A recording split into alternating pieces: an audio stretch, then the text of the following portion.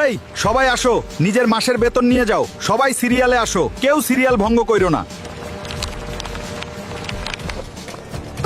আমাকে বস টাকা বেশি দিয়ে দিয়েছে, এখন কি আমি টাকাটা নিজের কাছে রেখে দিব?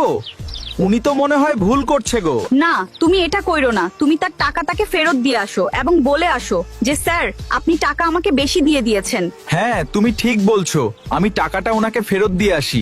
এই নাও, তুমি বাবুকে রাখো। দোস্ত, আমি তো আমারে কর্মচারীকে বেতনের থেকেও কিছু টাকা বেশি দিয়ে দিছি। আমি ওকে পরীক্ষা করতেছি, দেখি ও কিরকম। আলু যদি পরীক্ষায় পাশ করে, আমি ওকে আমার ঢাকাতে যে আরেকটা কোম্পানি খুলেছি সেখানে আমি ওকে বড় একটা পদে চাকরি দেব। এখানে শুধু বেগুন। স্যার কোথায়? আমি স্যারের সাথে একটু দেখা করতে চাচ্ছিলাম। উনি আমাকে বেশি টাকা দিয়ে দিয়েছিল, আমি টাকাটা ফেরত দিতে আসছি। টাকা তুমি আমার কাছে দিয়ে যাও, আমি তোমার স্যারকে দিয়ে দিব। তোমার স্যার একটু জরুরি কাজে বাহিরে গেছে। এই টাকা নিজে খেয়ে নিব এবং আলুকে আমি ফাঁসিয়ে দেব। এটাই আমার প্ল্যান।